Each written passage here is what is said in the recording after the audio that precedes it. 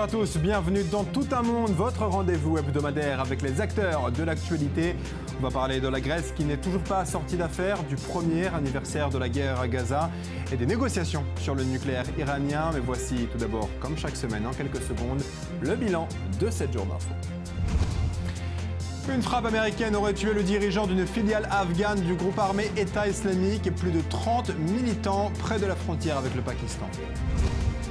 Le ministère des Affaires étrangères britannique a appelé ses ressortissants à quitter au plus vite la Tunisie de crainte de nouveaux attentats.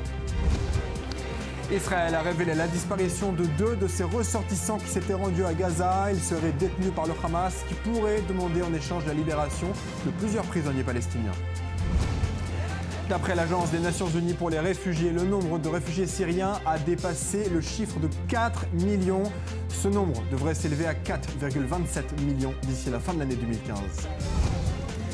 22 personnes ont été tuées, des dizaines blessées en moins de 48 heures dans une flambée de violences intercommunautaires dans la région de Gardaï, dans le sud de l'Algérie, théâtre de heurts récurrents entre Arabes et Berbères depuis 2 ans et demi. Les négociations sur le nucléaire iranien à Vienne ont occupé le devant de la scène diplomatique internationale ces dernières semaines avec beaucoup de déclarations contradictoires et beaucoup d'espoirs douchés. On va tenter de comprendre ce qui s'est joué réellement, ce que les parties engagées dans ces négociations exigent. Nous sommes rejoints par Daniel Brumberg, spécialiste de l'Iran à l'Institut des États-Unis pour la paix. Bonjour, merci d'être avec nous. You're welcome. Avec plaisir. Alors, qu'est-ce que l'Iran exige vraiment de l'Occident ?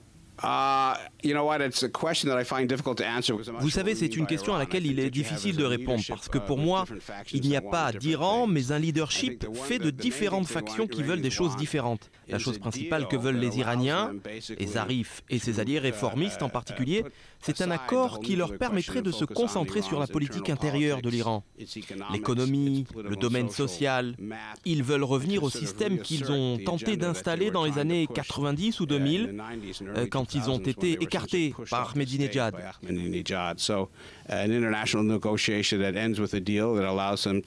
Donc je dirais que le leadership politique veut un accord final qui les aiderait à ouvrir l'économie, attirer les investisseurs étrangers et opérer leurs réformes politiques.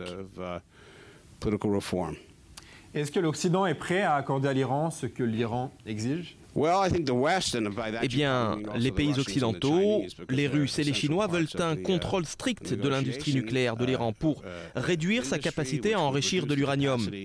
Ils veulent aussi des garanties que la capacité de l'Iran à atteindre un niveau qui leur permettrait de développer une arme nucléaire soit considérablement réduit ou même complètement éradiquée.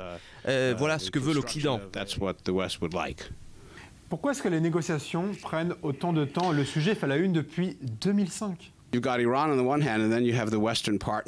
bien d'abord, vous avez l'Iran d'un côté, et puis les alliés occidentaux de l'autre avec la Russie et la Chine, et ils sont aussi en négociation entre eux.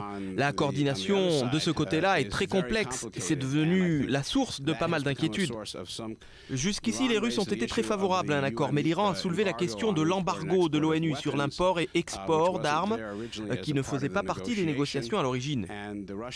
Les Russes semblent être satisfaits de cela, principalement parce qu'ils ont des armes à vendre à l'Iran. Cela a créé une division. Je pense que ce que nous avons aujourd'hui, c'est une crise de confiance et c'est un vrai problème à ce stade des négociations. Nous sommes à un point décisif et si les négociations n'aboutissaient pas, il y a très peu de garanties que la situation s'améliore. Donc c'est un vrai dilemme. Est-ce que Israël et les pays arabes sunnites doivent être inquiets par la perspective d'un accord ? Bien sûr qu'ils ont des raisons de s'inquiéter. Ils vont devoir faire avec un accord qui sera loin d'être parfait. Comme je vous l'ai dit, pour les pays occidentaux, la question est de savoir quelles sont les alternatives. La question de l'usage de la force a été soulevée plusieurs fois par les leaders israéliens et américains, mais d'après les conversations que j'ai eues avec des experts militaires, notamment israéliens, le sentiment général est qu'une solution militaire risque d'exacerber le problème et de ne pas le résoudre.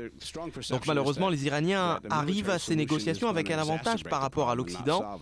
Je pense que c'est le résultat d'erreurs et d'indécisions qui ont eu lieu pendant longtemps. Et ce sont les règles du jeu aujourd'hui. Et la question est de savoir si l'on peut obtenir quelque chose de responsable à la place d'une intervention militaire qui risque de conduire à une guerre.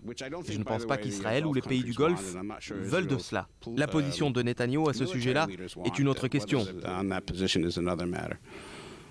Une dernière question. Est-ce qu'on peut faire confiance à l'Iran lorsque Téhéran dit qu'elle ne cherche pas à obtenir la bombe atomique? Tous ceux qui ont déjà négocié savent que ce n'est pas une question de confiance. Il faut créer des principes pour que les Iraniens sachent bien qu'ils vont payer un prix lourd s'ils violaient l'accord. Ce n'est pas une question de confiance, mais plutôt de préservation de soi et de stratégie. Merci beaucoup d'avoir été avec nous. Avec plaisir. Bonjour Avi Pazner. Bonjour. Merci beaucoup d'être avec nous, ancien ambassadeur d'Israël en Italie, ancien ambassadeur d'Israël en France et ancien porte-parole du gouvernement israélien.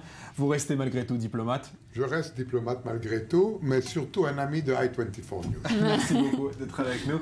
Daniel Zieri, bonjour à vous. Vous êtes journaliste au sein de Tout un monde. Il y a un an, Israël et le Hamas s'affrontaient pour un énième cycle de violence extrêmement long et extrêmement sanglant. C'était l'opération Bordure Protectrice. On va en parler avec vous, Avi, dans un instant. Mais avant tout, Daniel, rappelez-nous de quoi il s'agissait en quelques chiffres.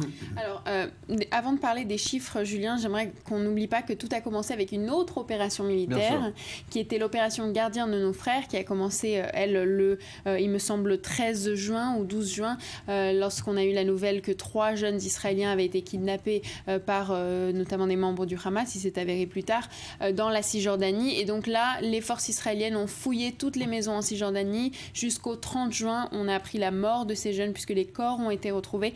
Et donc cette opération Gardien de nos frères s'est transformée en opération Bordure Protectrice, puisque à Gaza, du côté de la frontière de Gaza, les roquettes commençaient à arriver vers Israël.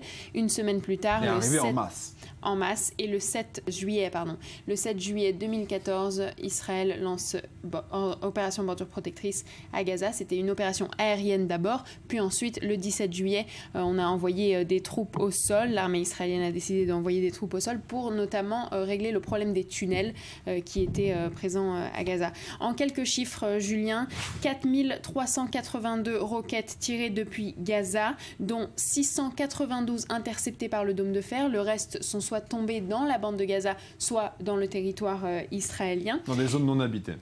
Tout à fait, puisque le dôme de fer n'est activé seulement lorsque la trajectoire de la roquette va tomber dans une zone habitée. Il faut dire qu'à Gaza, les forces israéliennes ont frappé plus de 4000 cibles, ce qui inclut des bases de lancement de missiles, des endroits où on stocke des armes et des centres de commande du Hamas. Pour ce qui est des victimes, Julien, en quelques chiffres, du côté israélien, 70 morts avec 67 soldats parmi ces victimes. Et du côté palestinien, selon les chiffres des services médicaux à Gaza, on compte près de 2000 morts, 2100 morts selon les derniers chiffres, et selon l'armée israélienne, au moins 750 de ces morts étaient des terroristes du Hamas. Merci Daniel pour ce point en chiffres. Avi, on n'a toujours pas compris quel était l'objectif de cette guerre. C'était quoi? C'était de détruire les roquettes, de détruire les tunnels. Les tunnels, on sait que c'est fait, il y en avait environ 32. C'était de ramener les calmes. Dans tous les cas, c'est raté, puisqu'il y a des roquettes encore aujourd'hui. Le Hamas est toujours là. C'était quoi le but?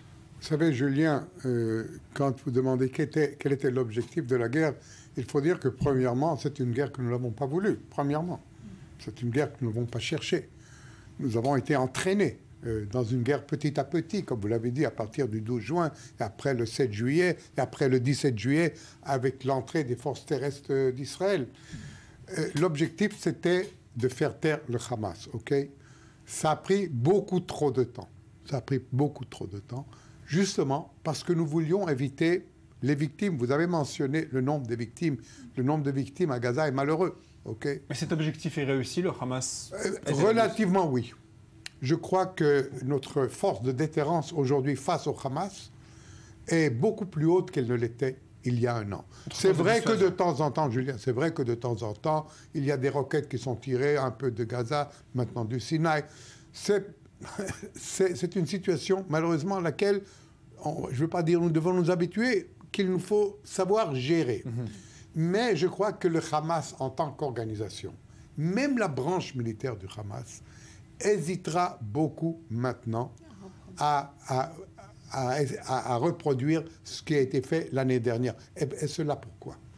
Parce que la population de Gaza, même si elle ne peut pas le dire à haute voix, même si elle ne peut pas le dire aux télévisions du monde entier, ils savent exactement qui porte la responsabilité de leur misère. Bien sûr, ils n'aiment pas Israël. Bien sûr, ils sont en colère avec Israël qui a bombardé Gaza. Mais je crois qu'ils sont en colère encore plus avec leurs dirigeants qui les ont amenés avec ces situations Avi, vous venez de dire à l'instant que ça a été très long, et vous avez raison puisque ça a duré 50 jours, le tourisme en a souffert, les compagnies aériennes étrangères ont annulé leurs vols parce qu'il y avait des risques de roquettes près de l'aéroport. Est-ce qu'Israël peut se permettre de partir en guerre aussi longtemps ?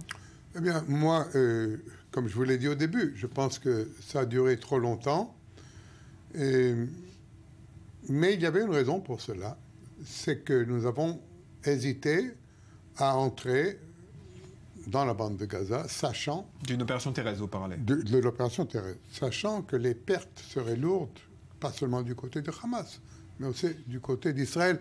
Et il faut, en fin de compte, penser, et qu'est-ce qu'on a à la fin de cette opération? Est-ce qu'on veut vraiment dominer encore une fois la bande de Gaza? Est-ce qu'on peut, comme l'avait demandé Lieberman, éradiquer le Hamas? Est-ce que c'est possible? Oui, nous pouvons reconquérir Gaza. Bien sûr, nous aurions pu, en 50 jours, même en moins. Certains ont appelé de leur vœu de réoccuper la bande de Gaza. De réoccuper, bien sûr, nous aurions pu, en une semaine peut-être, si nous avions voulu. Mais c'est bien que nous n'avons pas voulu. Qu'est-ce qu'on aurait fait avec la bande de Gaza aujourd'hui? C'est nous qui devrons l'administrer aujourd'hui. Beaucoup de gens d'ailleurs ont dit que c'est peut-être dans l'intérêt d'Israël de garder le Hamas sur place, puisque c'est un ennemi qu'Israël connaît. Mais après le Hamas, on ne sait pas vraiment ce qui viendra ensuite. Vous savez, oui, c'est un peu comme le choix entre la peste et le choléra à Gaza. Exactement. Si c'est pas Hamas, c'est Daesh. Ça me fait une parfaite transition. On parle justement de Gaza aujourd'hui. Daniel le disait, est-ce qu'il vaut mieux garder le Hamas, pas le Hamas? Vous vous dites, qu'est-ce qu'on fait aujourd'hui de la bande de Gaza aujourd'hui? On entend la droite israélienne, même la plus dure, que ce soit Naftali Bennett et autres, dire des propos, enfin tenir des propos de gauche, à savoir reconstruire Gaza et l'intérêt d'Israël. Qu'est-ce qui s'est passé? Le seul pays au monde qui aide vraiment Gaza, c'est Israël. Qu'est-ce que ça veut dire aide Gaza? Ça veut dire que nous laissons entrer énormément de matériel à Gaza, énormément de matériel. Et pourquoi cela? Pour essayer vraiment de faire remonter le niveau de vie, pour que les gens aient quelque chose à perdre là-bas. Mais quel est le problème? C'est que le Hamas met la main sur tous les ravitaillements et surtout sur le ciment que nous envoyons à la bande de Gaza, peut-être pour reconstruire des tunnels, Donc, et nous avons un intérêt, il y a même eu des rumeurs, Julien, il y a eu des rumeurs selon lesquelles il y aurait des négociations secrètes entre Israël et le Hamas. Je ne sais pas si c'est vrai. Négociations indirectes. Ça, c'est un détail. Mais pour une trêve de 5 ans ou de 10 ans ou de 20 ans, ça varie. Je n'en sais rien. Mais c'est une possibilité qu'on peut considérer, n'est-ce pas? Nous sommes intéressés, Israël est intéressé à une seule chose, vivre tranquillement en sécurité avec la bande de Gaza. Merci beaucoup, Avi Pazner, de ces explications. Merci à vous, Daniel, pour ces chiffres sur l'opération Bordure Protectrice. Et l'actualité économique internationale de la semaine, c'est bien entendu la Grèce et les créanciers. Malgré des progrès, le pays est loin, très loin d'être sorti d'affaires. Avec nous, pour en parler depuis Bruxelles, Stéphane Leifer, journaliste pour la chaîne allemande ZDF. Merci d'être avec nous. Thanks for having me. Merci à vous. On voit beaucoup la France et l'Allemagne conduire les négociations sur ce dossier, mais quelle est la position des autres pays européens ? Il semblerait qu'il y ait une nouvelle division entre les pays européens. D'un côté, il y a l'Allemagne avec une position modérée. Elle est d'accord pour aider, mais seulement si la Grèce décide de faire des réformes structurelles. On a aussi un gouvernement français qui semble vouloir créer un nouveau programme pour sauver la Grèce. Mais les positions les plus sévères en ce moment, ce sont celles du nord, est de l'Europe, des pays balkans comme la Lituanie. Ce sont des pays qui ont passé des réformes très difficiles au cours des dernières années et ils ne sont pas prêts à aider la Grèce sans des réformes structurelles. Ils sont plus sévères avec la Grèce en ce moment. Quelles seraient les conséquences d'une sortie de la Grèce de la zone euro? On en parle beaucoup en ce moment. Personne ne sait vraiment puisqu'il n'y a pas d'antécédent. Il n'y a pas de pays qui a quitté la zone euro jusque-là, donc on ne sait pas trop. Mais la plupart des gens ici à Bruxelles disent qu'il y aura 2 conséquences principales. Premièrement, une conséquence économique avec des implications pour toute l'Europe. Personne ne sait vraiment ce qu'il va se passer si l'économie grecque s'effondre, mais tout le monde est sûr du fait que ça aura des conséquences sur tous les marchés de l'Europe. La deuxième conséquence plus importante, c'est une conséquence politique. Pour la première fois de l'histoire, un pays pourrait quitter l'Europe et cela pourrait être un signal fatal concernant le conflit avec la Russie ou d'autres pays, par exemple. D'après vous, qu'est-ce qui peut être fait aujourd'hui pour régler la crise qui semble s'enliser ? Ce qui pourrait être fait, c'est arriver à un accord entre les créanciers et le gouvernement grec, ce qu'on essaye d'obtenir depuis 4 ou 5 mois. Ces efforts ont échoué encore et encore à cause d'une position sévère du côté européen et une position très sévère du côté du nouveau gouvernement grec. Je pense que c'est aujourd'hui la dernière chance des deux parties pour réussir à garder la Grèce dans la zone euro et résoudre cette situation dramatique. Merci beaucoup d'avoir répondu à nos questions. Merci à vous. Et c'était Le Monde de cette semaine, tel que nous l'avons vu. Rendez-vous dimanche prochain. Bonne semaine à tous.